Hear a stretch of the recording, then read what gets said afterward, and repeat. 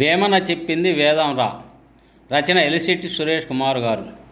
ఉప్పు కప్పు రంబు ఒక్క పోలిక నుండు చూడ చూడ రుచుల జాడవేరు కవుల ఎందు వేమన వేరయ వినరా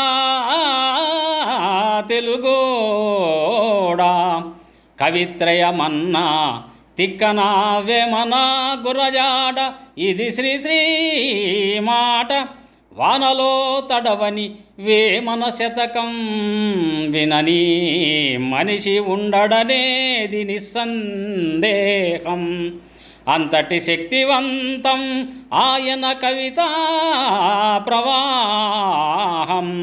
మాచిన గడ్డం ఒంటిపై గోచి వంచిన శిరస్సు అందులో ఎంత తేజస్సు తరిగిపోని యశస్సు.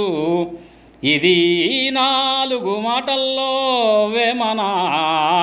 వివరంగా చెప్పాలంటే అంతే ఉండని మహాగ్రంథమని నా భావన. భోగి కానివాడు యోగి కాలేడన్న ఆర్యోక్తి వేమనకే ఉపయుక్తి. జీవితమంతా విలాసం వ్యసనాలతో ఉల్లాసం చెడు సావాసం. ఒకనాటికి ముంచుకొచ్చిన వైరాగ్యం పొర్లుకొచ్చిన కైతలు సిసలైన జీవిత కథలు.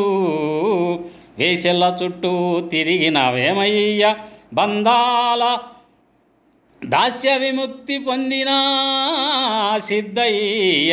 3 వాక్యాలలో తత్వబోధన, 4వ వాక్యంలో కృతజ్ఞతా భావన. విశ్వదాభిరామ వినురవేమ నీ చుట్టూ ఉండే సీమా భ్రమ. నచ్చింది మెచ్చింది ఆట వెలది అందులోనే వ్రాశాడు తత్వాలు 100ల కొద్దీ. విరక్తి పుట్టి అయ్యాడు సిసలైన తత్వవాది. జమీందారో రారాజో ఆయన రచనలు ఆశ నిరాశల తరాజు.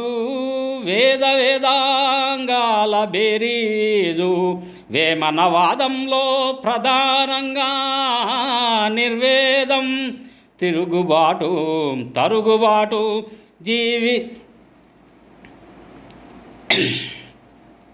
జీవిత అర్థం పరమార్థం ప్రతిదీ యథార్థం. చక్కని పతి పదార్థం ఒక్కోసారి అర్థం కాని బ్రహ్మ పదార్థం. ఏదేమైనా భాష సరళం భావం నిండా ఆయన తాగిన గరళం. చవి చూసిన గందరగోళం గుణపాఠం చెప్పిన సానివేళం. తన అనుభవాలే తత్వాలు తల వంచిన సంకుచత్వాలు. మొత్తంగా వేమన తానయ్యాడు తాత్వికుడు బోధకుడు అంతిమంగా దార్శనికుడు. అందుకే వేమన పలుకులు ఎప్పటికీ ములుకులు.